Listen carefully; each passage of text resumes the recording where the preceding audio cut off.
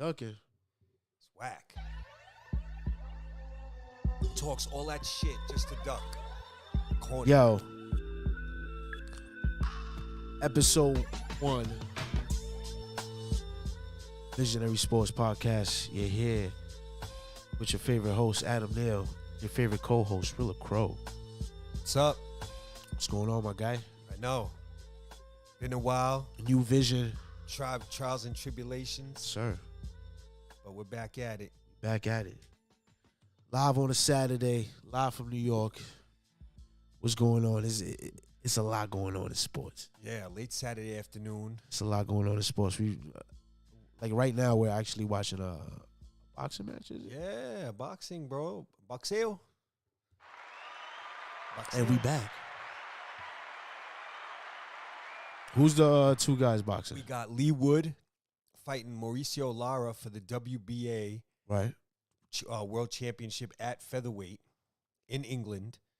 Good fight. Two underrated guys, more for the hardcores, but you should know these guys. They It's on the zone. They're fighting live from England, and they're going at it right now in the 4th round.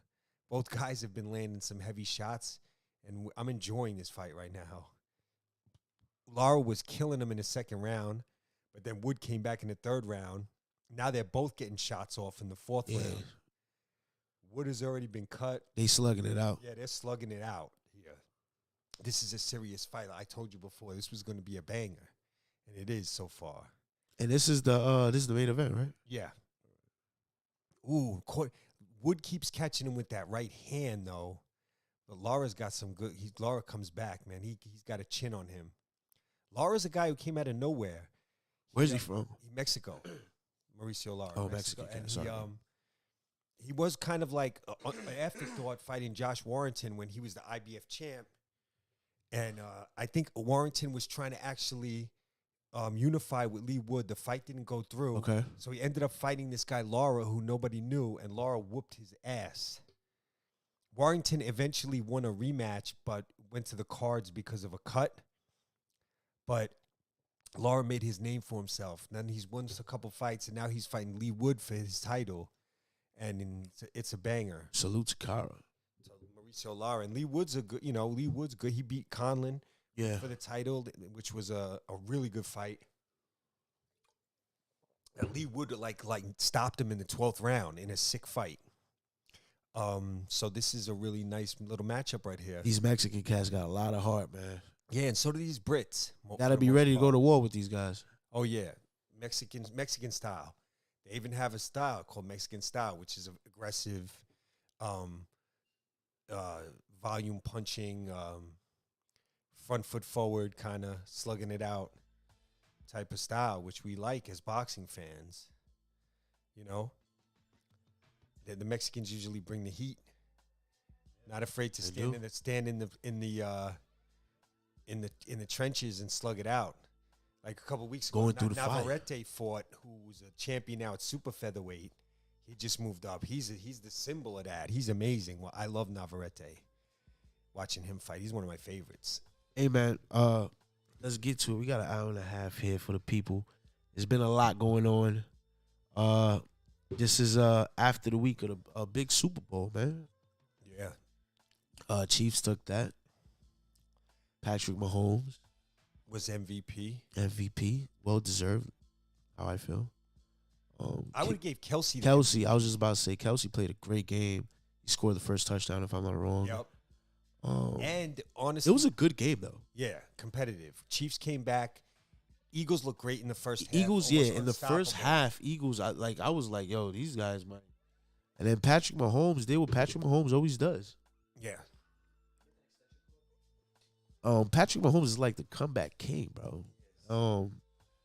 He's one of those dudes that when he's under pressure, he's gonna show up.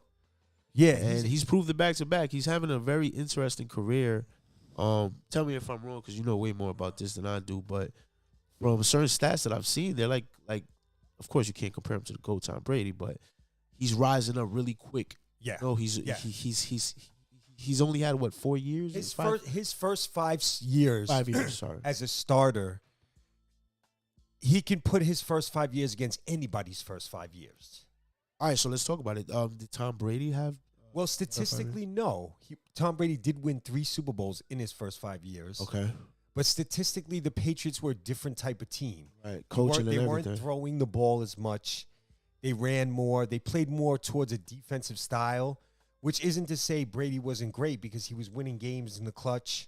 Brady's good. But he didn't have to do as much because they weren't. It wasn't as much of an open offense as the Chiefs. So he wasn't throwing the ball 40 times a game and throwing it all over. They weren't. He also played for a defensive coach. Let me ask you something. Tom Brady played for a defensive coach. Right. Where Mahomes plays for offensive coach. Yeah, for offensive coach. So let me ask you a quick question. What makes Kelsey so great? Because intelligence. there's times like I don't know football intelligence. I don't have like the information that you got or just like the knowledge that you got. Football intelligence. But there's times that like just me seeing him like just from a perspective He's of a just somebody monster. just seeing, it's like I don't understand how he does the things he do. Like even for his size, he runs really fast. Yeah, and he's tall as fuck, right? Yeah, and he runs really good routes, and he's really strong, smart, bro. Mad strong. Strong. He's a tight end. He's not really a wide receiver. Okay. So he plays tight end, but he's so. I'll tell you what his best attributes are. Sorry though, but it's like a wide receiver is the one that usually gets the ball thrown at him, right? So is tight end. Oh, all right, because I was gonna say that because he gets the ball thrown at him a lot. I'm gonna tell you what he did a big play when he threw it like right there in the first down in the middle, and he ran the route towards the right. It was amazing. I'm gonna tell you what they do. What tight ends do? Tight ends are hybrid position. Okay. So you're like a wide receiver. You're bigger because you also block on the inline next to the lineman. Right. So you're like a half lineman, half wide receiver. Do you feel like Kelsey is that guy right now in that position? Oh, he's the best tight end in the NFL. Best tight end in the NFL. Yeah. He might be, at the end of it, the best. He's going to end his career as one of the 5 best tight ends of all time. Who's the runner-up? Probably the top 3 tight ends of all time. He's good, bro. All time. Just me seeing him, not knowing a lot about I can like, see he's nice. Good, bro. Yeah, he's great.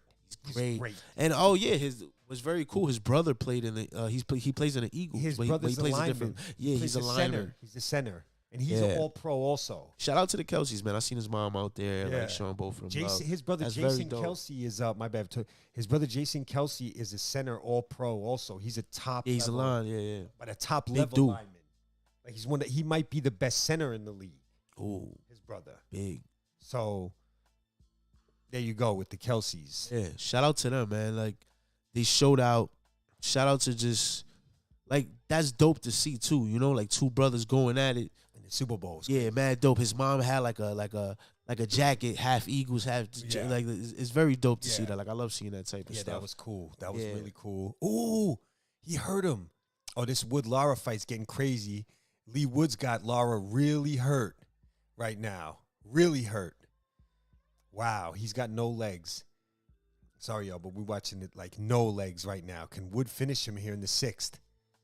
Let's see. But yeah, Kelsey. Okay, so. You want to know what Kelsey's best attributes are? First of all, he's a very fluid runner.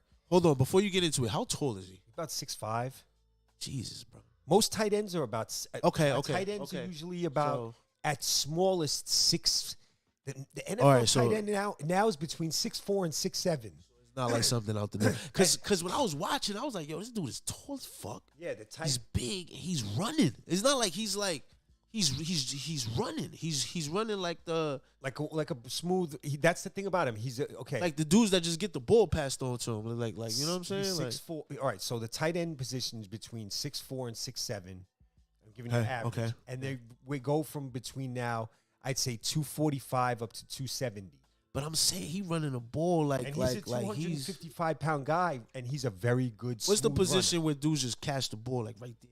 Right behind the quarterback? Yeah, next to the quarterback? Those are running backs. Running backs. He's moving like a running back. Yeah. He's joking. He's in and out. He's running. He's got skills. He's a skill. He's dope, bro. He's dope. He's dope. Very dope. And he's a big target. Big dude, too. Strong motherfucker. Yeah. And he's got great hands. He don't care. He has great feet. Routes, great feet. Great vision. And I'll tell you the trick. Him and Mahomes... a perfect combo. They see everything the same way. I play quarterback, so I've had receivers like that where it's the best thing where you and the receiver, because in a game, when you're running a route, sometimes you have to like make a type of decision based on the defense they're playing. You cut the route off just a little shorter, or if you're running a deep corner route, you round it off a little bit, or you take it up the field. You just do it based on the way they're defending you. So if you and that receiver can see most of the stuff the same way and pick up on it like that, you're going to make a lot of plays. So it's like synchronized. So they both have high football IQ. Like Travis Kelce's got a very high football IQ. Yeah, shout out to them, man. He's got great hands, great feet, very intelligent, good vision, and he's just tough. He's also not scared to get hit. He don't lose. True. He doesn't Very lose true. concentration. I seen that too. In the traffic, when the ball's in traffic, he's not going to lose concentration. Right. And he's a very fluid running guy. Like some guys are fast, but they're not fluid the way they run. He's very fluid. It's just a flow. Like Dope, he's a man, fluid dope. runner. He's really good. He's the best tight end Very in the poised. league. Yeah, it was a great Super Bowl. Shout out to both the teams. Shout out to the Eagles. Shout out to Hart. He played his ass off too. And I'll tell you one thing about tight ends. A lot of them are ex-basketball players. Okay, that's where the hype comes in. Yeah. A lot of them were like college basketball players that couldn't make the NBA, so they started playing tight end, and it's worked. Like some of the greatest tight ends of all time were basketball players. Like Tony Gonzalez played at the University of Cal. Antonio Gates played at Kent State. Julius Peppers, well, he's a defensive end. He played basketball in college. But, yeah, tight ends like Ali Cox played at VCU. He's on the Colts. Like, a lot of them were college basketball players that weren't NBA, so they started playing tight end. Right. Because it's like, it's also body control. Like, you box out in basketball. There's a lot of boxing out at the tight end. You just box the defender out, use your big frame, and kind of – because they want guys that run faster than linebackers and just as fast as safeties, but they're bigger. So that's where you get the advantage. And Kelsey's just great. I think Shout out to them. I think the tight end position should be the premium on offense. Because think about it. Why you say that? Because I'm going to tell you why. Because they're bigger than wide receivers, right? So they're better blockers. So a lot of teams like to go 3-4 wide receivers, 1 tight end. If I'm running an offense in the NFL, I'm going 2 tight ends. Because think about it.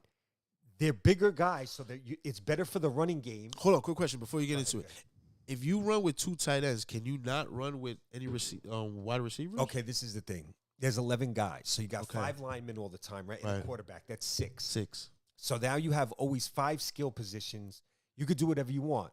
You can have like 3 wide receivers too. 3 wide receivers, a tight end, and a running back. Okay. That's what the main NFL is right now. What are the Chiefs running?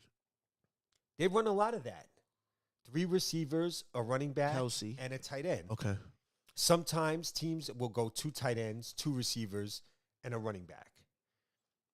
Or sometimes teams go 4 wide receivers with a running back. Or 4 wide receivers, a tight end, and no running backs. Those are the different things that teams use. I personally would make my main thing on my team 2 tight ends, 2 receivers, and a running back. And the reason I do that is because you're helping the running game. Because now you have 2 tight ends. So you have 2, because the tight ends are better blockers than the receivers. So that's going to help the running game. You're going to have a bigger guy blocking. Right. Right? And then the knocked him. Dropped him with the left hook. Who just got dropped? Wood? Yeah. Lara just dropped Wood. Yeah. And he's sloppy right now. His legs is giving up. If they let him go back in, he going to drop him. Yeah, he is. He's sloppy right now. Yeah, he threw in the towel. His coach seen it. His legs are wobbly right now. He like spaghetti. And then you have 2 tight ends. But yeah, let's keep going. So now you have 2 big targets in the middle of the field too for the passing game. You just got to get 2 high-quality, good tight ends. So I think that's a big advantage. Oh, what was that? What's going on here? He was going to go fight somebody? What the hell?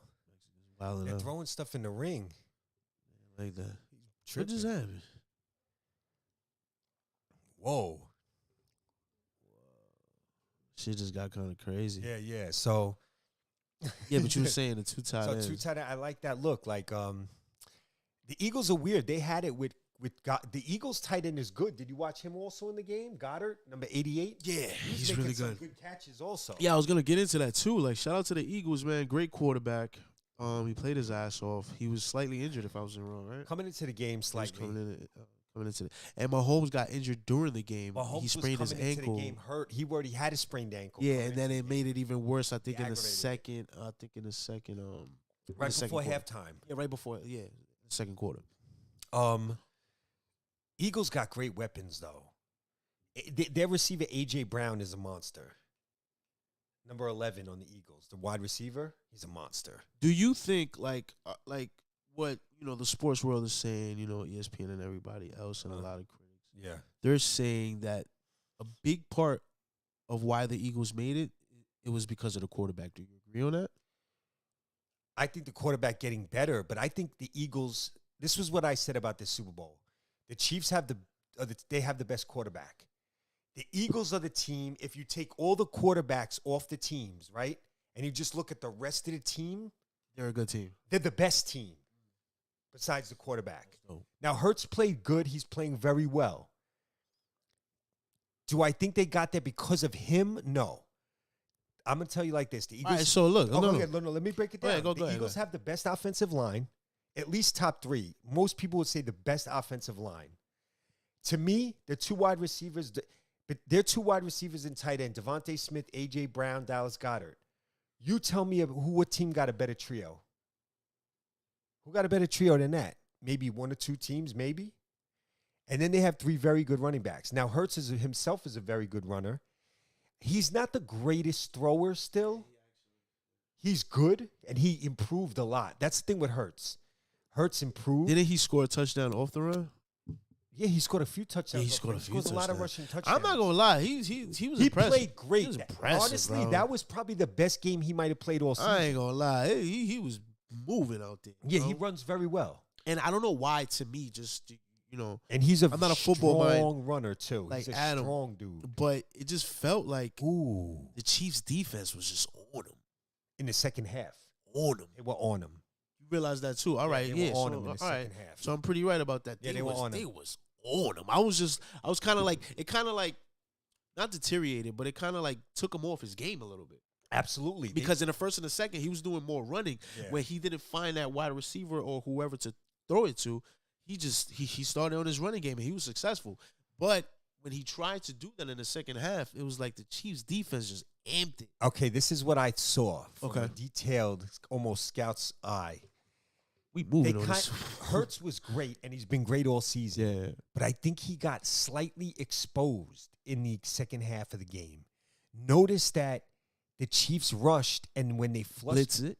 flushed Is him it a out blitz? to his left. Well, Is that considered a blitz is when you send extra guys. Okay, sorry. They didn't even blitz. They were Right, just right. rushing regular. It was his own. They flushed him out of the pocket, and when he rolls to his left, which is hard for any right-handed throwing quarterback, but when he rolls to his left, he can't really flip his hips and make the throw. If you noticed, he was throwing the ball away. So I kind of saw that and was like, Like if you rush him, he's not good under that pressure. No. Being rushed. But Like, he's good under the pressure? But flushed out to his left is what I'm saying. Flushed out to his left. When you flush him out to his left side, he struggles making the So throw. we got to give that praise to the defensive coach of the Chiefs. But I think teams saw that around Okay. the league watching that, Yeah, and that's that's tape. on tape now.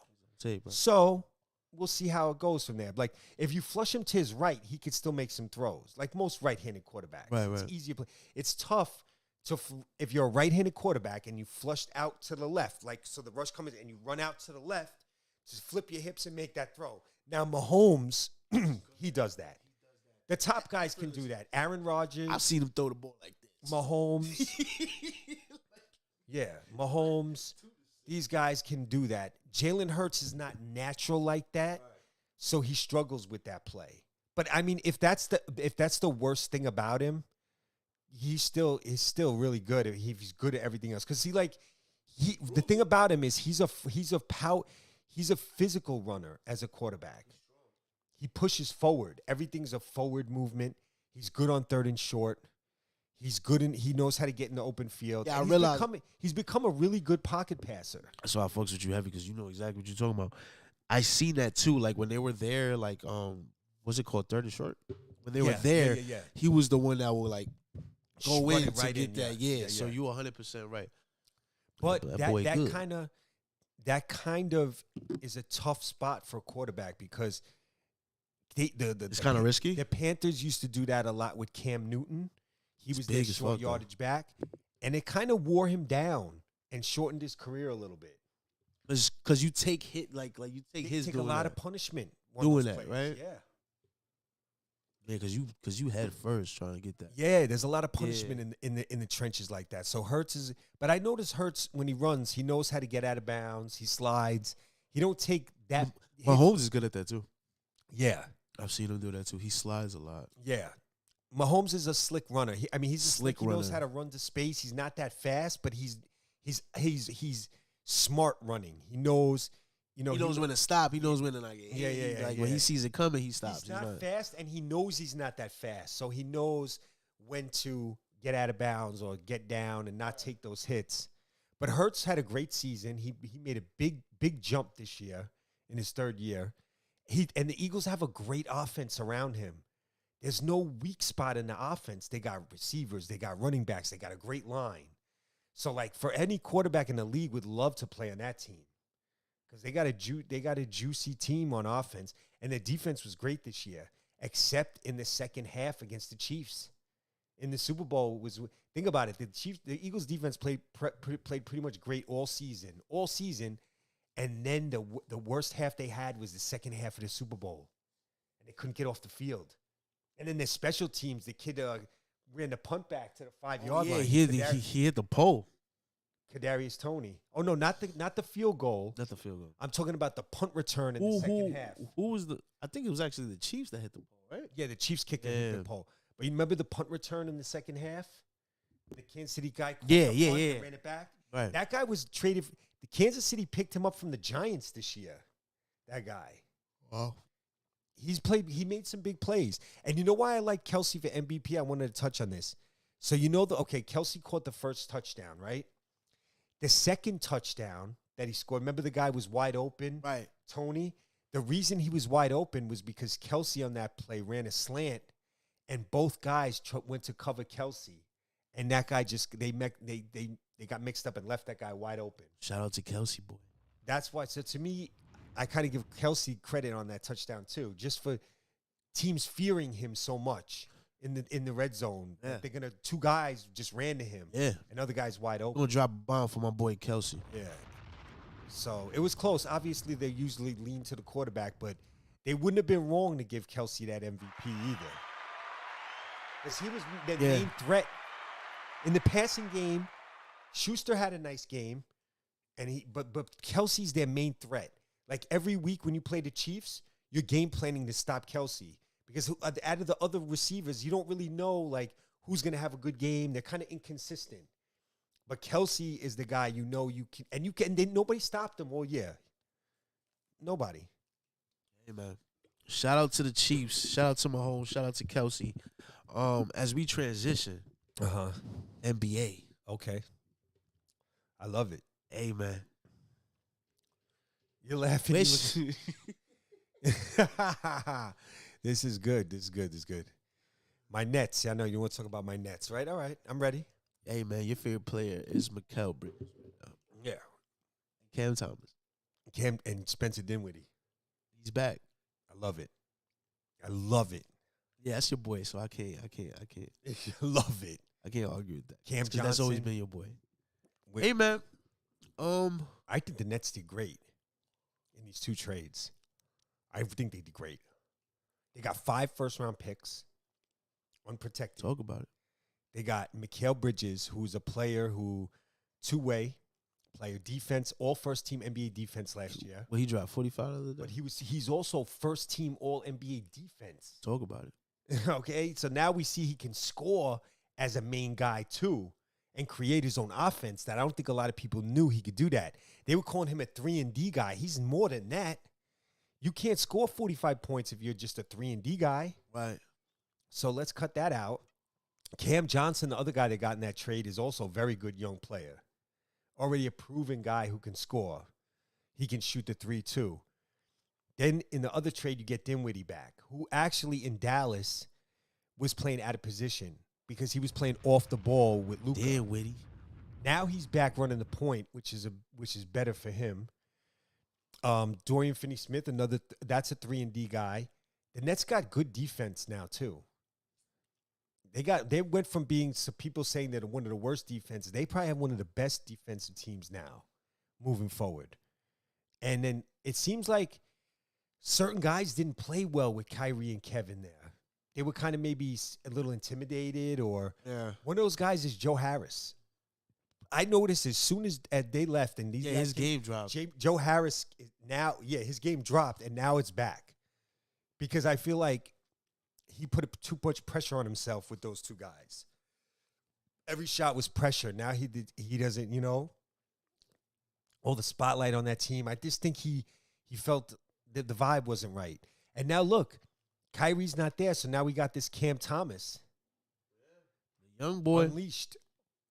Now we get some. Just got fined for saying no homo. Yeah, but we get some of that scoring. Yeah, we get some of that young blood in there. And that scoring that we lose with Kyrie in the backcourt, he can fill it. So I feel like this is a good win. Yeah, I really do. Like Kyrie is unpredictable. He hasn't done shit in the playoffs for us. Last year he did nothing. The year before that he was doing okay, but then the Milwaukee game 4, he got a sprained ankle and then didn't come back. Didn't even try to come back.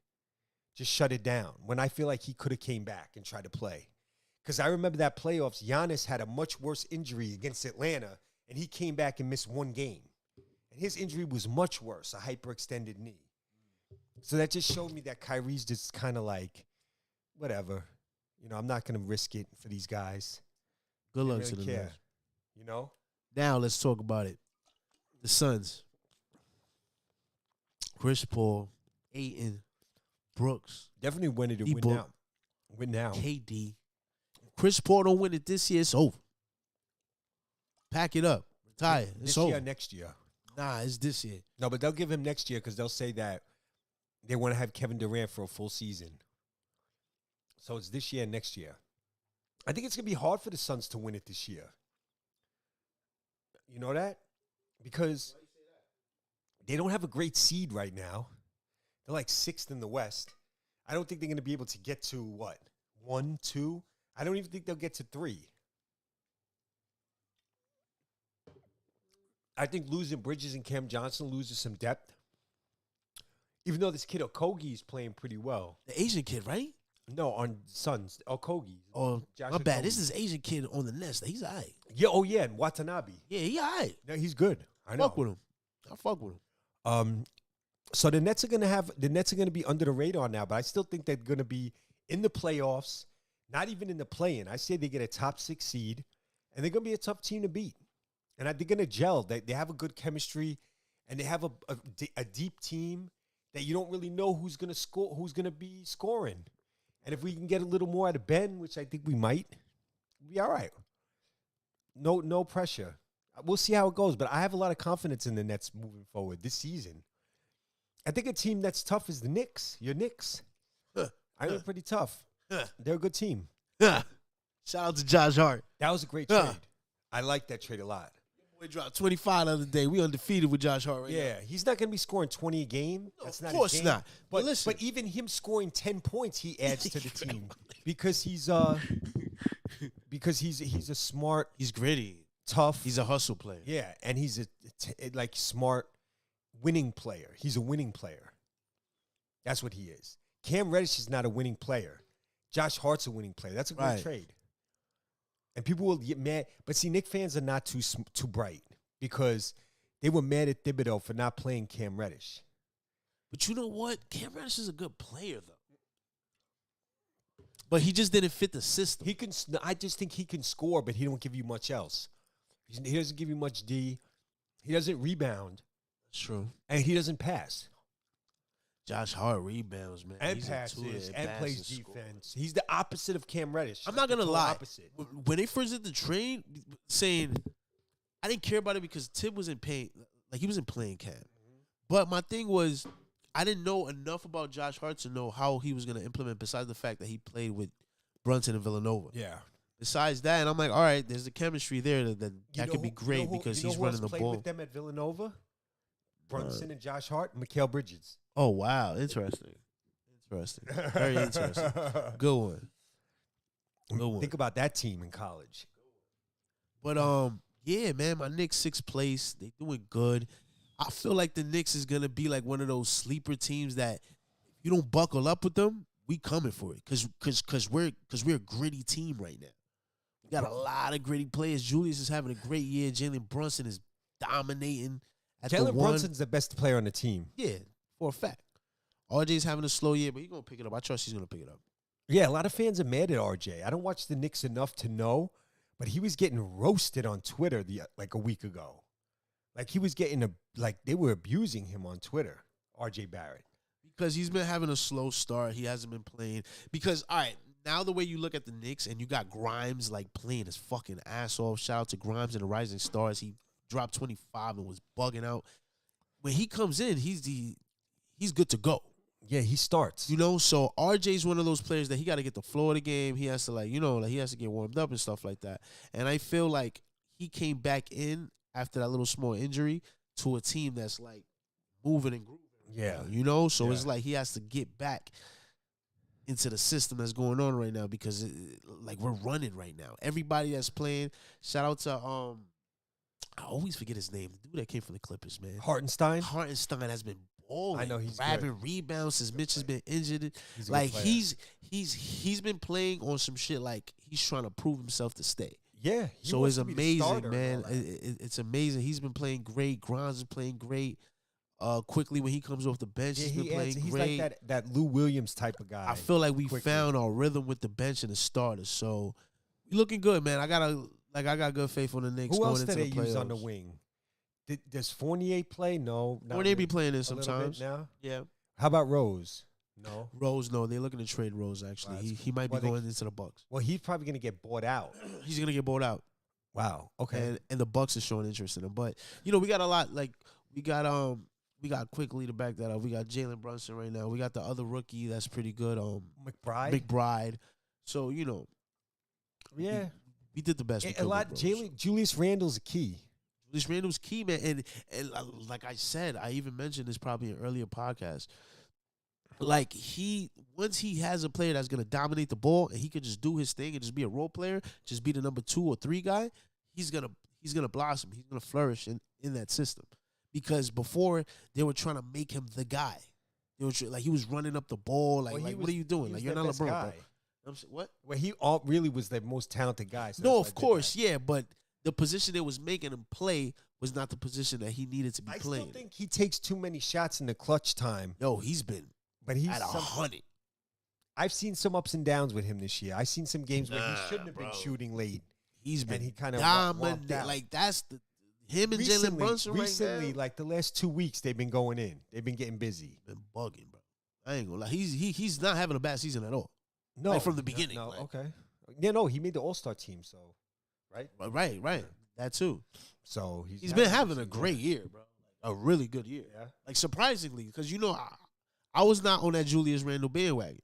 But I was looking at him like, yo, bro, because you flopped in the playoffs. so Let's just talk about it. You completely flopped in the playoffs. And your game last season was fucking trash. Like you thought you was like a point guard. Like you thought you was LeBron at one point. And it didn't work. Now I'm saying Tibbs found his guy to control the rhythm and control the Brunson system. organizing everything. Oh, he's great. I told you. Great. I told Yeah, you. you're one of those people that told me. But I believed in Brunson. I'm like, when I was seeing him play in the Mavericks, and I was like, yo, if this dude, him and Luka is like, he needs the ball. And Luka needs the ball. Yeah. So if he finds a team where he could be dominant and run the ball, I knew it was a great thing that he was going to the Crazy. Knicks and I hate the Knicks, but I just saw that they need a guy like Brunson. And I told you Brunson's game's a little different than what you saw in Dallas. right? He's playing different on the Knicks because he's the main guy. with Yeah, the he's the ball. main guy. So he running the ball. distributes the ball more than he did on Dallas. So Let's talk about which it though. is good. Dallas, Kyrie Irving, Luka Donovan. I don't think they got. I could see them losing in the first round in the West Yo, if they lose in the first round, that's gonna be tough. because I don't know how Kyrie and Luka are gonna mesh together. I already feel like a weird. I saw 1 or 2 games. I didn't see everything, but See the game when they was playing hot potato? yes, Like at the end? that's the one game I was watching. And no, I'm just saying that's what I saw. And not even just that play, but like Kyrie was having an amazing fourth quarter. He was single-handedly bringing them back against Minnesota. But Luka was kind of out of it while all this was happening. He was on the bench for a lot of it. Then when he came in, he wasn't really in the flow. it's kind of weird. They don't have a flow together yet. You know what's the thing? Well, say like he just joined the team, so we can't. Yeah, just yeah, go you off got to that. give But him some time. then again, Kyrie's a dominant ass fucking player, bro. Like you got to think about it. Like Luka, like Luka's Luka. Like we ain't taking nothing away from him. Luka's Luka. But you understand, like even for somebody like Luka, once Kyrie, because you got to give that respect to Kyrie. When like bro, even Luka said it, he's like, yo, seeing him in practice, it's like this dude is doing things I've never seen. Okay, Everybody says that about but you Kyrie. give keys. You give the keys to the Nah, car. Luka for got the keys though. That's what I'm saying. Luka got the keys. So Kyrie's going. Kyrie has admitted that too. He admitted that in a press conference. That's cool, but is he gonna act like it on the court? Well, he is playing it too. Well, I mean that's his position, but is he going to I think so. play off the ball a little bit? Because I think he respects Luka's game enough to be like, yo. But what I want to know is this. I know they're both great. The whole thing, none of that matters to me. What matters in the basketball game is when one of them has the ball, what's the other one doing? Are they running? Are you just waiting for the ball, or are you spacing the floor? Or are you pick and rolling? No, not even pick and rolling. Are you running some weak side action? Are you cutting? Right. Like if you're just standing there, then I'm not impressed. And yeah, they got two guys to go back and that's kind of what was happening with Durant and Kyrie on the Nets. When one of them had the ball, the other one wasn't really doing much. That's why I don't like that type of team. That's why to me, like the way the Nets are playing right now, I like it better. I'm not like that whole like let's take turns. I don't see it winning. I see the Golden State style winning championships where no one's doing that. They're running plays, coming off screen. Everybody's action off the ball. I like how the Nuggets play because Jokic is an ecosystem, so they can run everything through him. And not just scoring, but he's the third in the league in assists. He's amazing. The assists he was throwing last night against Dallas, they were playing Dallas. Oh, my God. Jokic was putting on a clinic in the second half, passing the ball. That's why, to me, like, yeah, Kyrie can score, but, like, are you going to make other guys better? Are you going to make the team better? That's why Dallas, for me, I'm looking at them like, I don't see much. Right. I don't see them doing much. It's going to be exciting. I think Phoenix has a better chance because Chris Paul is a distributor. So they can run an action and there's going to be movement. So Chris Paul's going to be able to like orchestrate all of that. So I see Phoenix as a threat. The Kings are a nice little team. I don't know how they'll do in the playoffs, but they got a nice little team. Memphis should be hungry. I think there's a couple of teams in the West, though, that are like lower. Oh, he's with Warrington. Okay. Yeah. I think there's a couple of teams in the West you got to watch out for, though. The Clippers and Clips is rising. Clippers, Phoenix, and who's the other one I was just thinking of? Clippers. Nuggets. No, Nuggets are in the 1 seed. Yeah, but I'm talking about lower teams that are in the lower seeding right now. Clippers. Somebody else I was just thinking of. Golden State. Yeah, Golden State and the Clippers. I still can't count out Golden State. Of course not. And they might be like an 8 seed or 7 seed. They just traded Wiseman, right? Yeah. How you feel about that? He was no difference really. He wasn't right. I don't, I'm never big on him. Right. So I think that Golden State's they're still good though. They got him. They got Clay, Jordan Poole, Draymond Green. Yeah. Like Jordan Poole, I've been hearing though, is not having the greatest season. Some of their fans are a little not so crazy with Poole this year. They say he's inconsistent, shooting a lot. He's not playing much defense. Draymond's having a good season, actually. Yeah, his numbers are up. Clay is having his moments. He's not fully consistent like he used to be, but he's having his games where he's like lighting it up. And they got a few other guys over there that are playing pretty well. Like Wiggins, when he's been hurt, but Kuminga's playing pretty good. DiVincenzo. They got this kid, some other kid over there who plays pretty good. Like, they're an interesting team. Golden State, by the time the playoffs start, they could be very they could get it back going, obviously. Yeah, right. And there's some another team out there that I kind of like. Yeah, the young Oklahoma City Thunder, I feel like. If they sneak in, they're a good young team.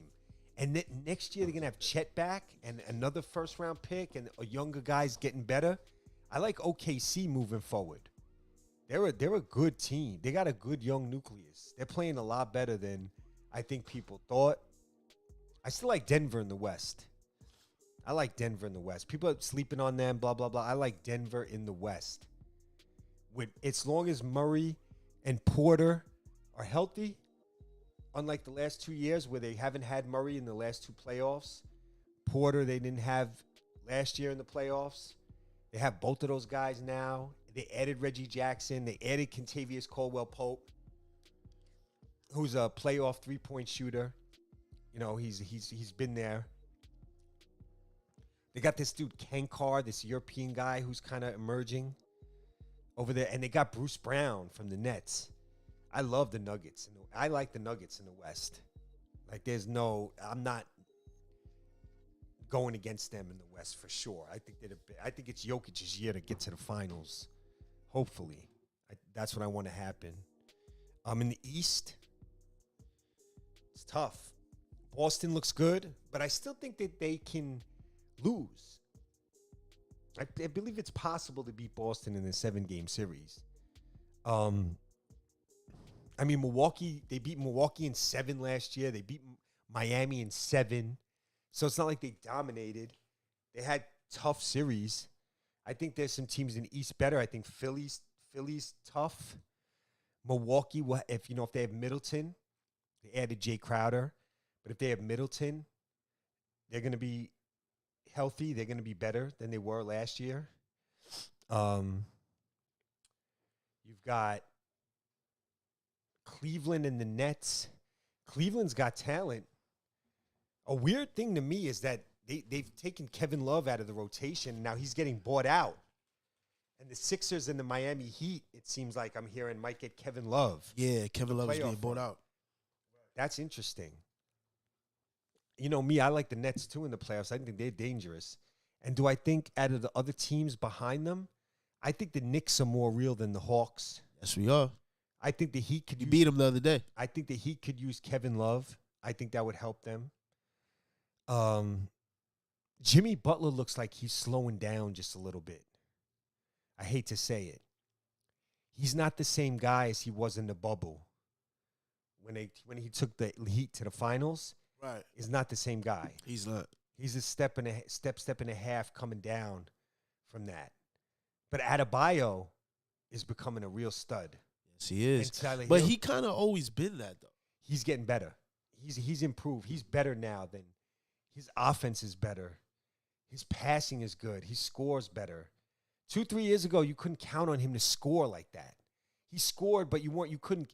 Now he's got a couple of things that he does that's cash. He's refined his game. Adebayo's probably the best player on the team now. How about that? And then Tyler Hero's improved. So Tyler Hero's rising finally. Yeah. So what year is he in right now? 4th. Plus they got Strus is a nice player, but Kevin Love would help. The Knicks are a dangerous Kevin team. Hart will be playing the 4? 5. 5? Backup 5. Sometimes, he'll play off the bench for sure. And he'll give them a big man shooter. A guy like Kevin Love can just help your team. Like, not sure why Cleveland's a weird roster. They have a lot of bigs. So yeah, they got the dude that came from the Nets too. Jared Allen, they got Evan Mobley, they got Okoro, they got Dean Wade, who they like to use a lot. So they have a lot of bigs. Who else in the East? Indiana's fading. The Bulls are fading. Washington's kind of a weird, interesting team to me. I think they're a little bit scary in the playoffs. Porzingis is playing the best ball he's played in a while. No. I've been watching. Porzingis has been playing really well lately. He's been putting up 28, 30 points, 32 points. And if you watch him, he's stronger. His body's stronger. And he's not been hurt. This is the first season where he's played pretty much the whole season. Right. So that was his problem. He couldn't stay on the court. You can't improve if you're playing 10 games, then you miss 10 games. Right. You're playing 13 games, then you miss 9 games. You get stagnant. Any momentum you get, you lose. Finally, he's got some momentum going, Porzingis, and he's playing actually the last 3 weeks. He's been a stud. He's been tough teams to guard. He's the unicorn again right now. And then you got Kuzma and Beal. So you got a 3-man. You got three. Yeah, we forget about Kuzma. He's been putting in a lot of work. A big three. If Beal's healthy and if you got Beal, Porzingis, and Kuzma in the playoffs, in a play-in or a series, it's gonna be tough. And they got a couple other decent guys over there, the Wizards. What? They do. Yeah. So they're a team I keep my eye on. I think they're a little bit a little dangerous. That I just feel like they just got to build it like a camp. Like they're all over the place to me. Yeah, but I think they stabilized now. I think they know they have a direction. It seems like like they know who they Right. you know. If they would, they didn't trade Beal, so that means they kind of believe that they can do something this year. Toronto's another team. They have guys. They build from within. They have some playoff experience. Some of those guys. What's that young dude's name? It's Hajinobi or whatever. Yeah, OG Anunoby. He hasn't. Yeah, even he was supposed to be in trade talks. No, and nothing happened. He's there, and they picked up Jacob Polito from the Spurs. Their center, good player. The Spurs, the Spurs are rebuilding. So the Toronto's gonna. I think Toronto's a dangerous team too in the second half. I'd keep my eye on the Raptors. I like their team. I gotta see it to believe it. Well, I mean, they are the world champions like 3 years ago, no? With Kawhi and them. True. And they got, the young people wanted Anunoby, right? He must be good. They got Pascal Siakam, Van Fleet, Gary Trent, Scotty Barnes, Achua. Now they got Polito. True. They got players. They got nice. Yeah, they got players. And they've been in and out of the lineup, but I think if they get everything right, the Raptors can be a tough team to deal with. I see them as a tough team. They got talent. I was saying in the West, I like the Nuggets. You know that. I know that. I just like the Nuggets. I think they're gonna, as long as Murray and Porter are healthy in the playoffs, Murray and Porter, right. They're going. To me, they added Reggie Jackson too from the Clippers. Big. Bruce Brown's point guard, playing right? well. Yeah, Bruce Brown's been playing well. Contavious Caldwell-Pope's a playoff shooter. Well, a quick thing. He'll be backing up Maury, right?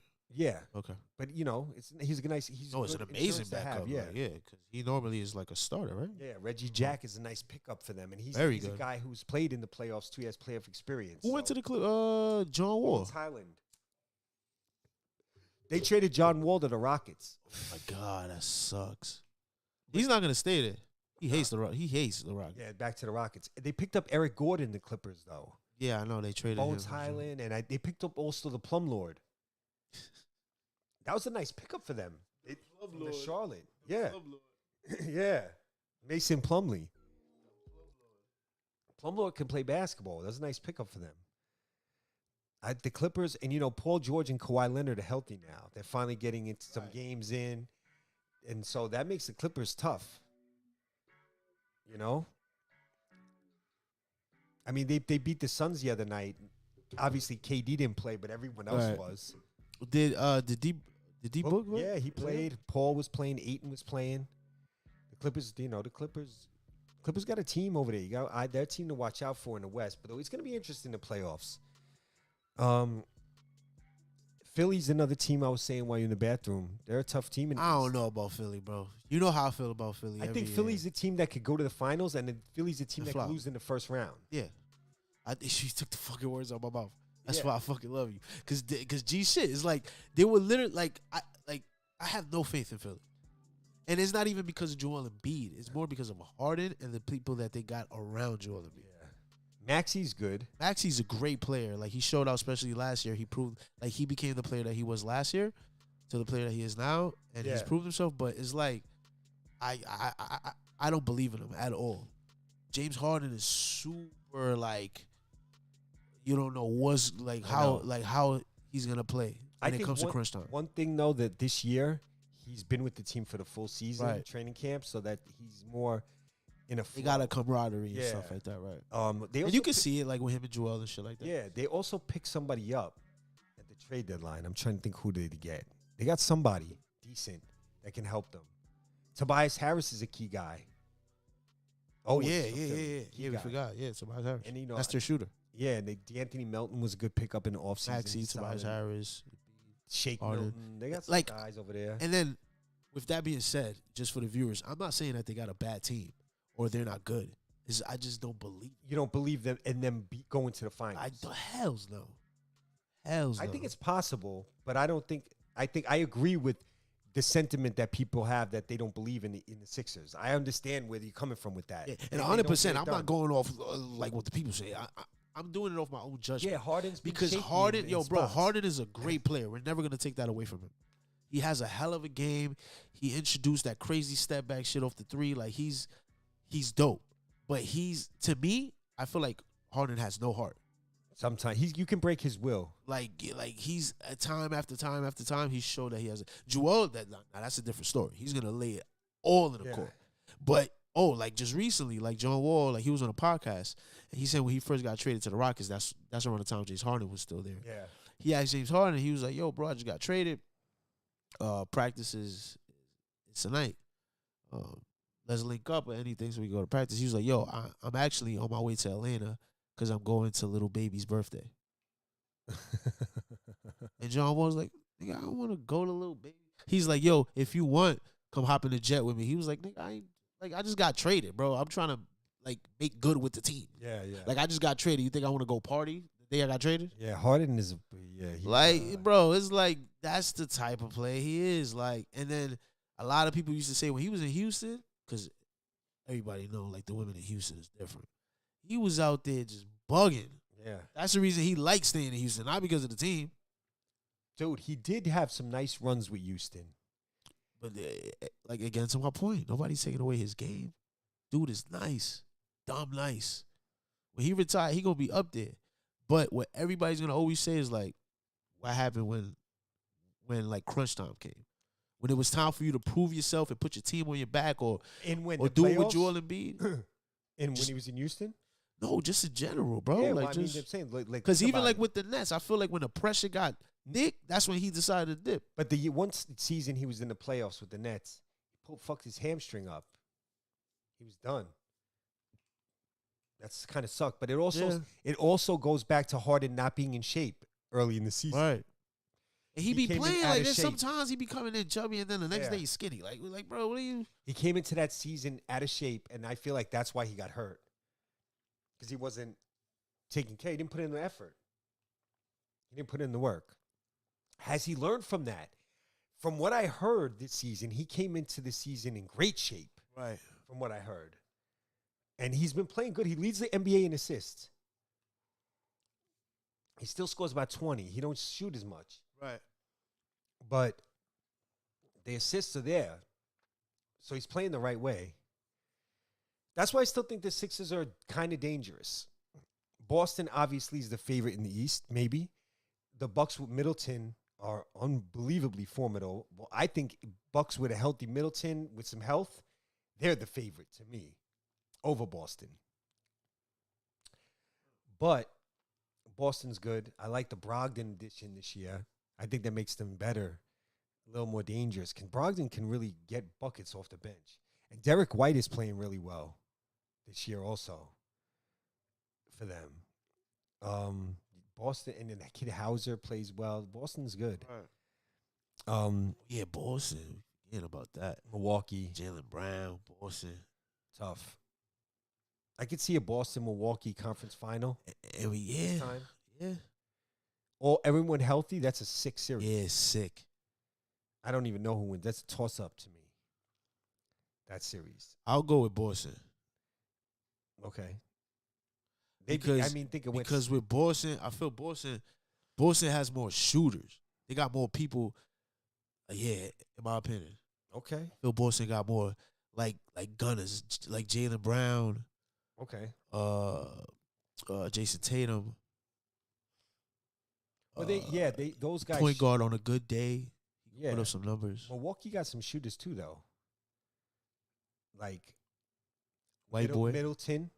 Who's the white boy that comes off all those Grayson screens? Yeah, crazy. They added Jay Crowder who could shoot. Brook Lopez is a shooter. What's his name? Joe Ingles they have on their team this year. Is the center for Boston still playing with a Spanish Robert guy? Williams? Nah, Al Horford? Yeah. Okay. He's a shoe. To me, He I shoots look better at it than like Brook. this. Without Chris Middleton last year, no Middleton, Milwaukee took Boston to 7 games. If they had Middleton, that's a great point. if they have Middleton this year healthy and in a flow, Woo. I kind of like Milwaukee. By a hair, by a nose. Maybe they lose. That's a great point. Drew Holiday's still there. Milwaukee also, they got Crowder, Lopez, Bobby Portis, who plays well for that team. On all the teams he played on, he wasn't that good. But Milwaukee, I don't really fuck with Bobby Portis. And this Javon Carter is a nice piece off the bench.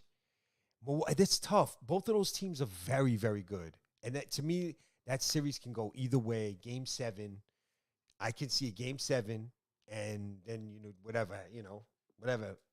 It'll be a great game. Great series, great game.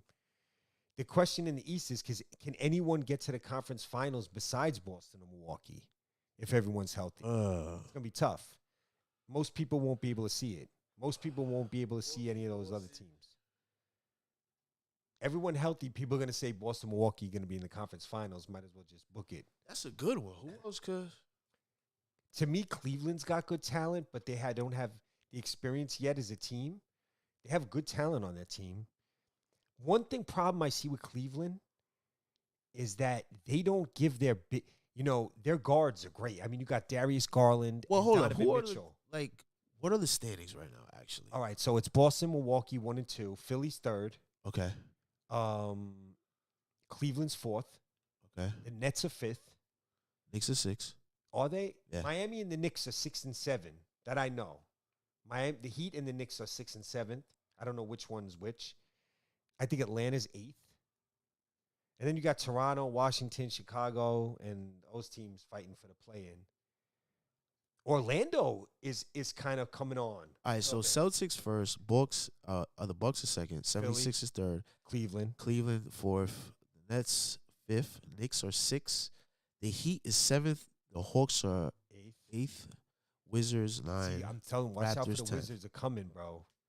The Wizards are 9. They were like 11 or 12 like a couple weeks ago. The Wizards are coming up. I feel like the 7th and 8th are gonna be, if it stays like that, at Miami. And out of all those teams, I like the Wizards or Toronto. I don't like the Hawks. It's tricky from 1 through 4th because It's tight. 1 and 2 both got 42 and 41 wins. Uh-huh. They both got 17 losses. How many Philly got? Talking about Celtics and Bucks. 76ers got 38 wins, 19 losses. So they're close. They're close. Cavaliers got 38 wins, but 23 losses. Oh, so they're a little behind the Cavs. Yes. Okay. And the Nets got 34 wins, but 24 losses. So the Nets only have one loss more than the Cavs. The Nets can actually get to 4th. Right. And the Knicks got 33 wins, but 27 losses. So they're 3 losses more than the Nets. So they got a little catching up to do. A little bit. Nets got 2 big games coming out of the break at Chicago, at Atlanta. They need to get both of those games, or at least one. The Heat is right there with the Knicks because They're right half a game behind. the Knicks got 33, he got 32, and they both got 27 losses. Yeah, so they're right Hawks there. got 29, 30 losses. They're And the rest of those teams are like 500 alone. yeah. Indiana was in the mix. They faded out. Western Conference, you got the Nuggets at first with 41 wins, 18 losses. Grizzlies, surprisingly, at 35 wins and 22 losses. Second place. People pick the Grizzlies. Kings at third. Yeah, I told you. It was right. The Kings, bro. 32 wins, 25 losses. And you know what's crazy about that? They started the season 0-5 or 0-4 or something like that. That is crazy. The Kings, right? Shocking right there in the 3rd spot. And the bum-ass Lakers is in 13th. Shout out to them. Bronze Who's sexuals. 4th and 5th in the West? When you get to the Kings, it's very close after 4th that. and 5th, Clippers and Suns. They're very Mavericks, close. 6 and Pelicans 7th. So that's, the West is tough, bro. Who's 8th? Blazers? 8th, Timberwolves, Warriors 9th. And the Blazers are 10th. 12th, Wow, who's 10th? OKC? Thunder. OKC, the young boys. Jazz at 11. The Jazz are fading, though. The Jazz are fading. Blazers will take that. Lakers will stay at 13. Fuck them. I think, who do I think? I think the Timberwolves are going to fade. I think Yeah. Golden State's going to stay. Who's going to come up? They're going to take the Timberwolves spot. So who's 6th? Dallas? Mavericks. Pelicans are 7. Ooh, the Pelicans got to get Zion back soon. And they're gonna both, fade the out, Mavericks and the Pelicans both have 29 losses. So I think the top 6 is going to make it. And I think the last 2 are going to be Golden State and The Pelicans. no. I don't know. Something's weird with the Pelicans right now. Right. I like Golden State and Portland. Because the NBA is the NBA, the Lakers might find a way to go there. They might just cheat their way. OKC's not to be slept on either. They're playing good basketball right now, OKC. They're playing very good basketball. Very, very, very. Dude, they were 13th. They moved up to 10th. Like in the last 4. They had a really good February so far. And they've moved up the standings, OKC. And they've been beating some of these teams' ass. Like really smacking teams. Shai Gilgeous-Alexander has not slowed down. He's balling. And everywhere, defense, offense, he's not like a guy that won't give the ball up. You know what I mean? He's leading that team. Josh Giddey's playing is like second year doing his thing.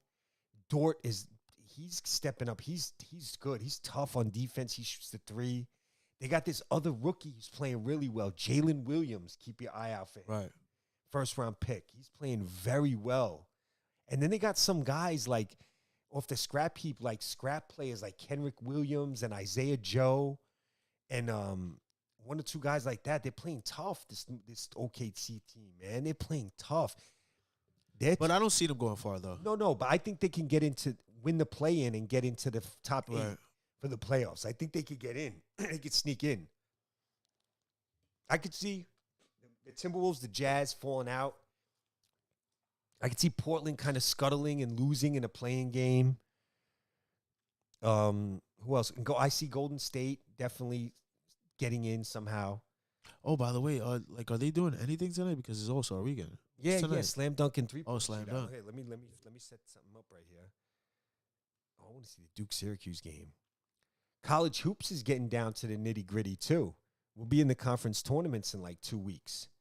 So that's going to be interesting. NBA second half is always short. There's always like 24, 25 games, and then you got the playoffs. You want to make some finals picks here or something? All right, so let's start in the East. You want to pick the conference finals matchup? Yeah. I'm gonna say default. I'm gonna go with what you just said, Boston and Milwaukee. Boston and the Knicks. Okay. Hey, listen, I'm not gonna knock anybody. The Knicks to me are viable. Why not? They got talent. They don't feel have like we're gonna be a surprise, bro. They could be. The Nets and Knicks should both feel like they're gonna be a surprise. Yeah. Both fan bases should feel like they're still in it. Cleveland's fans should feel like they're in it. What I was saying before about Cleveland, look at the backcourt they have. Darius Garland and Donovan Mitchell. Yes. That's an explosive. Yeah. I mean, you could argue that's the best thing about Donovan, he could put up 60 any night. I don't know about 60. Well, not 60, but you know what I'm saying.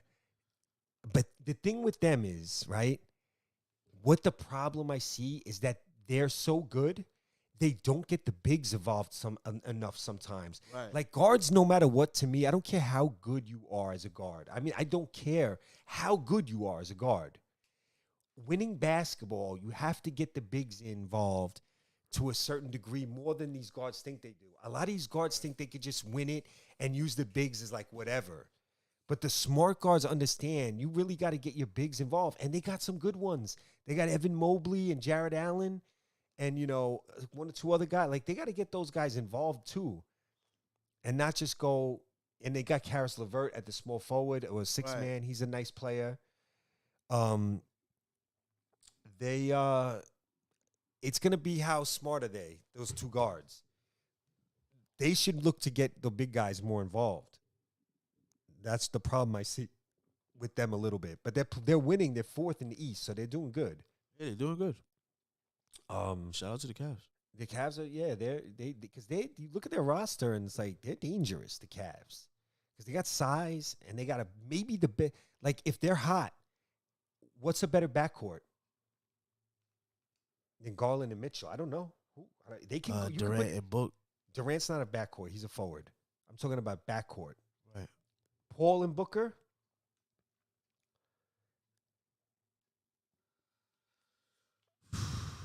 Kyrie and Luka. I look at Luka. Well, they got to play a little more. Well, yeah, 'Cause I Luka's guess you can say fucking Luka's a Luka, guard. bro. Luka's I guess you can say Luka and Kyrie is the backcourt, right? Luka and Kyrie is the backcourt. I guess Luka's a point guard, right? Yeah, he is. He's crazy. He's really 1 through 4 for sure. That's not OD, but 1 through 4 for sure. Yeah. 1 through 3, 100%. Yeah, you don't even know what position he is. Yeah. That's how crazy he is.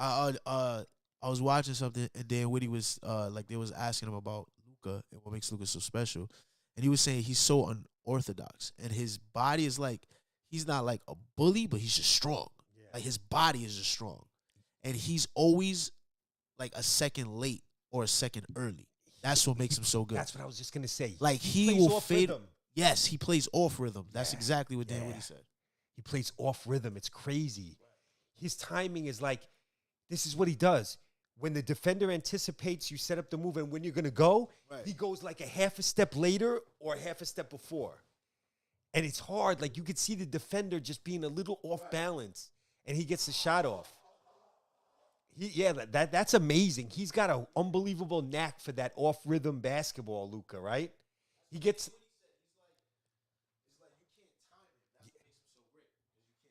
Yeah. He literally like purposely, like it's like he holds the ball. That's just his game. He holds the ball extra half second. Right. And the defense, yeah.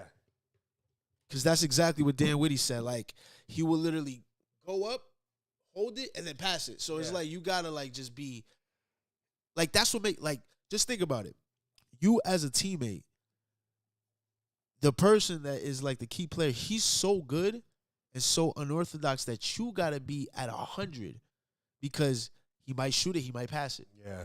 And if you're not at 100, because he's playing at 100, so if you're not there, you might fuck up a play, and you're gonna look trash, because you know what I'm saying. So you have like that's one thing that Dan Whitty says, like you have to play at like your IQ level has to be like crazy. Like you got to think a step ahead because he's so off.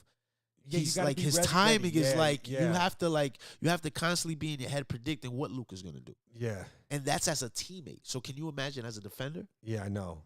He what he does is Nigga Luka, off the boy. gather. See, a good defender, Luka fucking when different. you make a move and then you gather, but right before you shoot is the gather. You gather your move and then you go up to shoot. Right. Luka off the gather doesn't go up like everyone else. He holds it extra. So like you're timing a gather on most guys, and it's usually the same. Like, look, he's dribbling now the gather, and then he passes. Luka will be a half a beat off of like what that guy just did. Right. And then on top of that, with his size, is like And he's very strong. because it's like He's strong. like if you just look at him, you don't think he has the speed that he does. And then on top of that, it's like mad strong.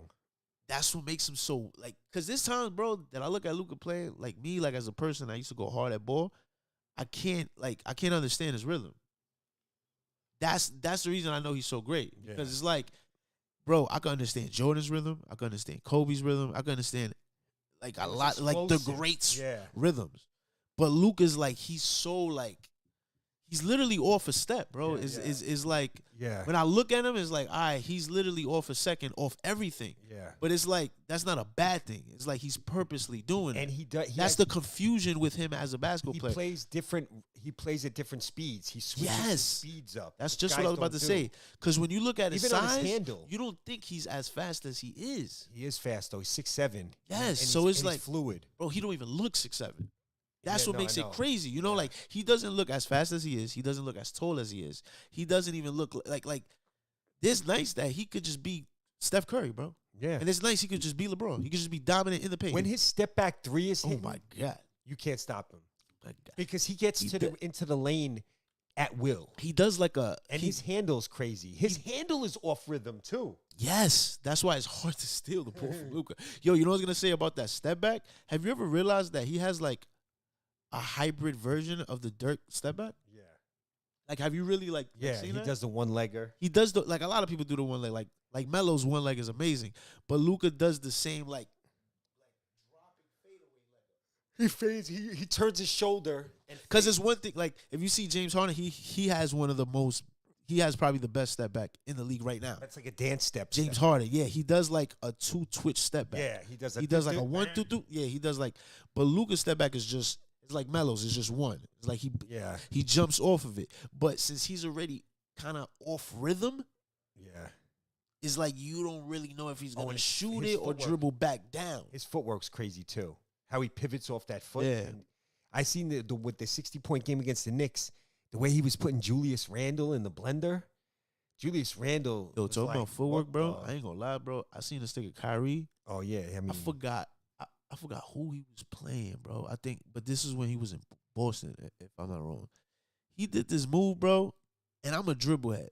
I've never seen a nigga do this shit. Oh yeah, his hand. Bro, he did a move where he was going towards the right, and it looked like a carry. Like he did it so fast, it looked like a wrist carry. He literally bounced it, went right, and put his hand like he was gonna catch it left. Oh, I seen that. I know that movie. He let it bounce, and when he came in back, between, and when he came back, and gathered it. Yeah, he gathered it with the right. Yeah, I seen that move. Like, nah. I've seen him do that move a couple of times. That was crazy. That was that's crazy. different because I've seen Kobe do something similar, but he grabs it. And then that's when he does this and he does the fadeaway. Kyrie, like he lets it bounce in the air. He moves his body and then gathers it with the right. And Kyrie's bag is crazy. And then he gathers it with the right, cuffs it back, so when you come back, he's already on the left crossing. Like, he's retarded, bro. And he finishes good with the left. He is, bro, I'm not going to lie. His left hand is nice. I'm not like a huge Kyrie fan, but when it comes to that nigga's game, I've never seen his individual game dribble wise is unbelievable as a scorer. I've never seen nobody do the shit that Kyrie does. I'm gonna keep it official. 1-on-1. What? He's the toughest guy to stop in the league.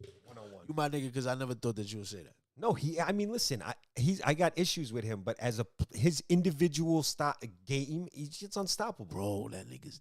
And as a Nets fan, I got to see it for a while, and I'm like, yeah, this guy, he's Bro, unstoppable. and you know how I am with the Nets. I don't fuck with the Nets. I'm a Knicks. And he's a better shooter. But than you it's think like too. I could never hate on Kyrie.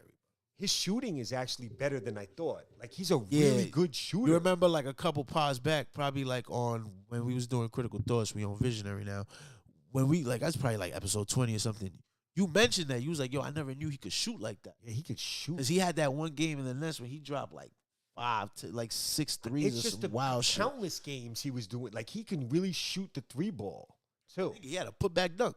Yeah, he could really shoot the 3-ball off the dribble. Like, he can shoot, Kyrie. He's just a really good shooter. Like, he's not far behind Steph Curry, I feel like, as a shooter. How about that? He's that good of a shooter. I'm telling you, he can I'm like, God damn, he can shoot the 3. Like, he could shoot it, Kyrie. Like, he's wet. And then he gets in the lane and shoots that little pull-up, fadeaway 10-footer. That's cash, too. He's at all 3 levels. He's tough to stop, Kyrie Irving. Gosh.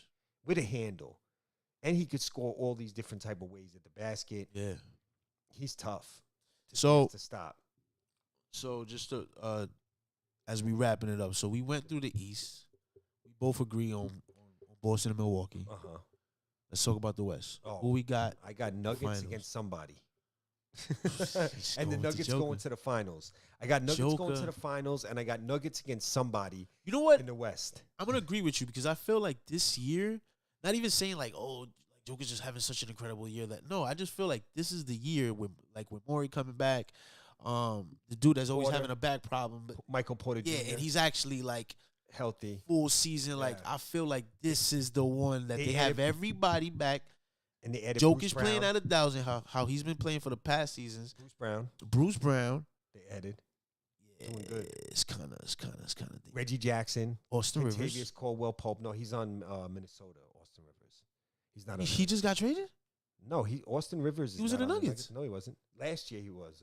He's not on the Nuggets. Austin Rivers is not on the. Trust me, I know my team. He's not on the Nuggets.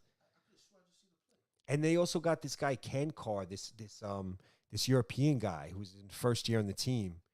He was a Euro stash. They stashed him, a Euro guy they drafted. He's playing really well now too. Wow, he's playing in Minnesota. That's crazy. Ken Carr, the Nuggets added Thomas Bryant as a backup center. And the Reggie Jackson pickup, I think it helps, is another piece. Yeah, that Reggie Jackson pickup is serious. But, you know, Memphis, what do you feel about Memphis? You think they're the team they're going to play Denver? I don't think so. Say that again? Is Memphis going to be the team that plays Denver in the West Final? What do you think? I say no. I don't know if the King. I think the Kings have an outside shot. They don't have experience, but I just like that team. But if I had to put a gun to my head and say who's it going to be, that second team, because I'm going to say who's going to. Because 4 versus 5 is going to be like Clippers versus Suns. And then the winner's going to play the Nuggets, which could be tough.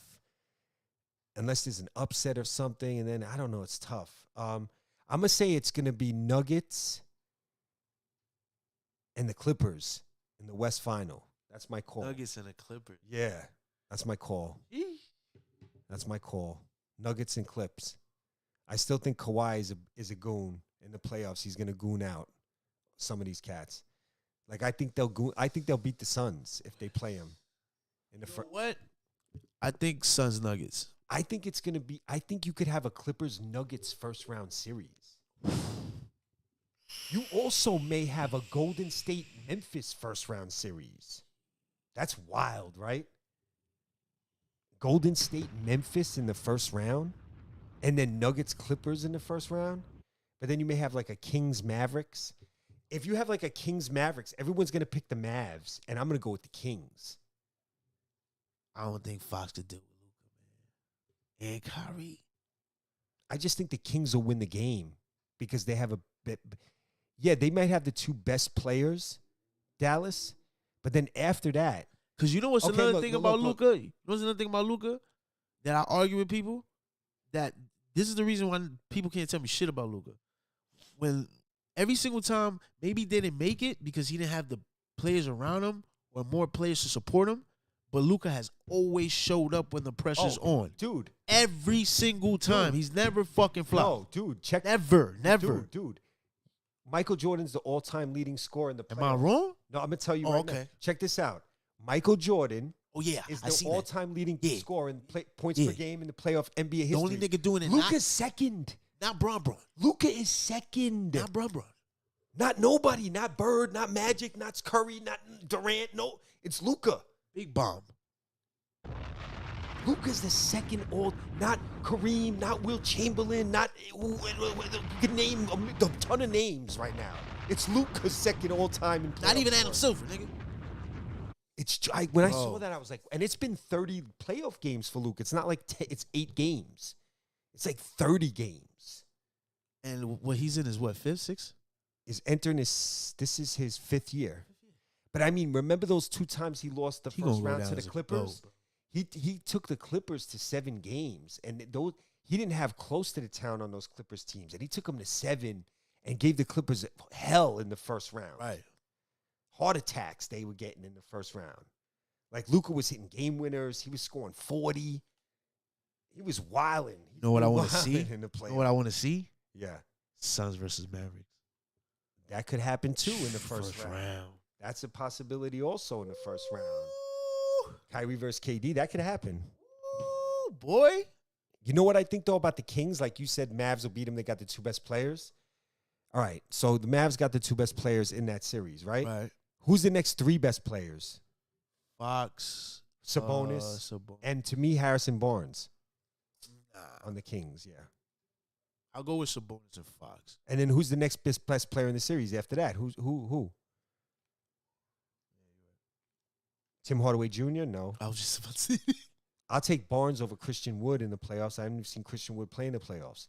And then after that, I might even take Herter as the next best player in the series. The Kings have a very balanced starting 5.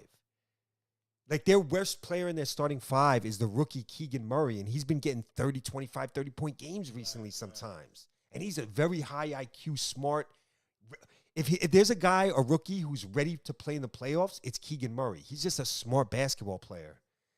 I think he's one of the low-key reasons the Kings are doing so well, too.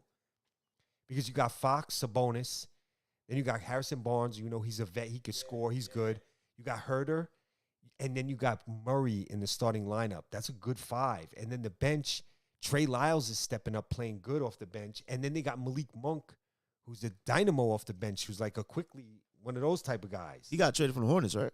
From the Lakers, he was on last Oh, he year. was And the on the Hornets. And the Hornets, then the Lakers last year, and then the Kings. Right. And then they got another guy on the bench who's pretty good, Terrence Davis. I like the Kings. I think they're going to get out of the first round. I think not only they're going to hang in on 3 seed, I think they're going to get out of the first round, and it's going to be hell because they're probably going to play the Suns, the Clippers, or the Mavs in the first round. If they play the Clippers or the Mavs, or they the can Suns. They ain't gonna get out the second round with the Suns.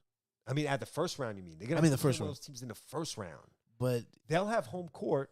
if they see the Suns first round, it's over. But if they see the Clippers, they got a chance. And the Mavs, I don't know. you don't think so? Bro, Luka be fucking Fox up every time, bro. I just think the Kings are getting out of the first round. I just see a team when I watch them. When I watch them, I say this team could get to the second round. I don't know who they're gonna have to get. It's gonna be a rough. If it's Clippers, Mavs, or Suns, they're gonna be an underdog as the 3 seed against any one of those 3 teams. They're gonna be the underdog. The Kings are gonna be the underdog against the Suns, the Mavs, or the Clippers, or even hell if it might be Golden State. That's their 4 options. How crazy is that? They're the 3 seed, right? And their 4 options in the playoffs are either going to be the Mavs, the Suns, the Clippers, or Golden State. The West is stacked, bro. West is stacked. Think about 4 through 7 is going to be probably Clippers, Yeah, the West is Suns, stacked. Golden State, or Mavericks. In one of those order. We don't know what order it is. But it's going to be one of those. It's going to be that. Those are the teams 4 through 7. Those are the teams people are going to pick to go to the finals. They're not really going to pick Memphis. They're not really going to pick the Kings or the Nuggets. You're going to see. They're not going to pick the Nuggets to go to the finals.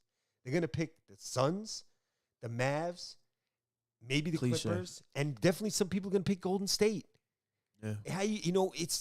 I don't care what seed Golden State is. They're tough to pick against in the playoffs. They run the West right now until further notice. They're the fucking top dogs in the West. Yeah. Honestly, like you can't really say they're not. Like they're the defending champions, and then they won the championship. Okay, 2022, 2019 they lost, right? I think. Right. Wait, what was Durant? Yeah, 2019 Durant. And then Durant came to the Nets. So yeah, 2019 they lost in the finals. 2018 they won the finals. 2017 they won the finals. 2021 they lost. 2022 they came back, win the finals. They still got the same core. They've added some young pieces around them. If they get themselves right, every team, Never know. Wait, is this he's warming up for the 3-point shootout, Lillard? The 3-point shootout has become the main thing, really. Yeah, dunk contest sucks nowadays. It's okay. These guys they got to find some guy. You know who's in it this year, right? That kid, Mac McClung. He's been in the G League. He was in summer league. He's like I know out the Knicks. Jericho Sims is participating. That's what I don't understand. How is he in it? He's a big clunky big man dunker. That motherfucker got. He got hops though. Hops, bro. Is he gonna do like a Hell cool yeah, dunk? motherfucker been doing windmills, all type of shit. Okay. Yeah. So you think he has a shot? Dunk contest been sucking. And then Obi Toppin, he's not participating. You think Sims a better dunker than Obi Toppin's gonna be in the dunk contest? I don't know. That's a good question. Right.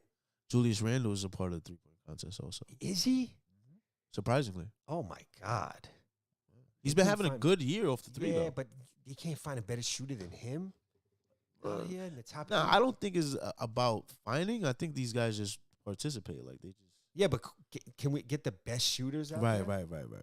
I understand what you mean. I understand Curry's hurt. I know a guy like Durant and Kyrie not going to be in it probably. Who's it? Let me see who's in the 3-point shootout. Let's see the. That's a good question. Let me see the field here. I see Damon. He's warming up. Yeah, he's in it. I know he wants to win it too. I think he's actually going to win it tonight. It's about time. He's due to win something like this. Like he should win this. I feel like it's his time to win the 3-point shootout. That's my initial feeling here. Let's see who the 3-point shootout contestants are. Hold on, let me Google that real quick. 3-point shootout 2023. Okay, here it goes. Who's in it? Okay. Jason Tatum. Okay. Oh, wow. Okay. Julius Randle is in it. That's weird. This is an interesting field. Tyrese Halliburton shouldn't be in it either. He shoots an ugly 3-ball. His numbers are pretty good, but Buddy Hield's an interesting guy because he can get hot. He's a streaky shooter. And Kevin Huerter on the Kings, he's another guy. I think he's going to do well, too. He's a shooter. And then you got Markkanen is in it from the Jazz. This is a tough field. Look at Julius Randle, 33.8. What is he doing out there? What is he doing in this? He couldn't find somebody else. Come on. He's almost like a below average 3-point shooter. Hey, you never know. I know he could win. You never know. But I mean, come on, bro. How you got below average 3-point shooters in the 3-point shooter? Yeah, that's true. Weekend. Come on. Yeah, that's crazy. Yo. Come on. I think Jalen Brunson would be more deserving of being it than him. Or That's Grimes. True. Put Grimes in there. True, you never know. You never know. Randall can shoot. He can come in and be hot tonight. He's a pro ball player. He can, I mean, I couldn't say he has no chance to win. He could win. You know what I mean? I'm gonna go with Lillard tonight, but watch out for Buddy Hield. Is my prediction. I'm gonna say Lillard wins it. I think he's due, but I'm gonna say watch out for Buddy Hield in this competition. I have a feeling about him. Yeah, he does. And Tyler Hero's in it. He's another guy who's dangerous in this thing. And Huerter. We're gonna see. And Tatum. Yo, with that being said, we hit that hour 40 mark. We gave y'all hour 40. Busy. We was getting busy today. And we're gonna talk about next episode. Yes, it's coming very soon. What's going on with Haney versus Lomachenko? Ooh. Why didn't I sign in that? Yes. Tank and Garcia. Usyk and Fury. Let's go. Oh, my God. I need all three of those fights to happen. I heard that ASAP. I heard Tank and Garcia got finalized today, though. That's the word. Because you never know with fights. They could talk about it, but unless it's finalized with a venue, money, and a date, to me, there's nothing until I hear they tell me that this is the date, this is the venue. Then I'm like, okay. Sign and seal. Now I know. So from what I hear, that the Garcia Tank is official. Yeah, so that's what they say. I heard that that Fury's being a little funny with the Usyk fight. And I'm hearing Devin Haney's being funny with the Lomachenko fight, which I'm not surprised by. Right. And I'm not surprised by Fury either. Because I've been telling people and everyone, Usyk's going to beat this guy. There's nothing that could change my mind about that. That Usyk, and I think Fury looks at Usyk like, this is not a type of guy I usually fight. I usually fight slow, big punchers, but slower guys that I have more agility and more skill than, and maybe more boxing IQ. He don't have none of those advantages over Usyk. He actually has a size advantage. And people say a strength advantage. I'm not so sure about that either. But as far as skill, see, Fury usually has the skill advantage over these guys he's been fighting. He don't have that over Usyk. He has a size advantage. And people are saying, well, he's bigger, he's going to win. I don't know about that. I think Usyk, and I think Usyk's got this. And usually Fury, another thing he usually has is the psychological. He's got a good psychology. Usyk's got a fantastic psychology. Yeah, he ain't letting nothing bother him. Yeah, he's just and he's been actually calling Fury out now on social media. He's been calling, you know what he calls him? Belly. Belly. He says, Belly, where are you? Belly. My man Spike Lee. Yo, the word around is that Usyk signed a contract 3 weeks ago. For Tyson Fury. Yeah. And they've been negotiating. And Fury's trying to I'm hearing that Fury wants more than 50-50. And a lot of people are gassed and saying, well, Fury, he's a bigger star. But the funny thing is, okay, this is how that goes. Usyk's got 3 belts. Fury's got 1. So that's advantage Usyk. Now, people think Fury is more well-known and it's going to be in Britain, then definitely. But check this out. Usyk fought Chisora a year and a half ago. Fury fought Chisora, a well-known British guy, about 8 months ago, right? So most people would think the pay-per-view numbers, Fury Chisora did better. Usyk Chisora did way better numbers than Fury Chisora. So now, why does Tyson Fury supposed to get, what's his angle for more than 50-50? I think going by the real he gonna lose. Going by the real thing, Usyk should get 60-40. He's got more belts, and his pay-per-view numbers are better the last 3 fights than Fury's. So in Britain, in British numbers, so where does Fury think that he should get more than Usyk? Who? Usyk's got three belts. Fury's got 1. Who's the champion? I don't see where Fury's negotiating from a strength. I don't get it. True. Like, what is he? 50-50, he should be no problem. Let's do it. So y'all know in the next episode we got boxing coming up. And we're gonna have NBA. We're gonna have second half coming out. It's looking crazy. But yo, Visionary Sports Podcast, episode 1. Hope you enjoyed. We gave y'all a good one. This was a good one. Close to 2 hours. Y'all can't complain. Yeah. Come on now. Adam Neal, Rilla Crow, Visionary Sports Podcast, episode 1. Holla at us. We out of here. Peace.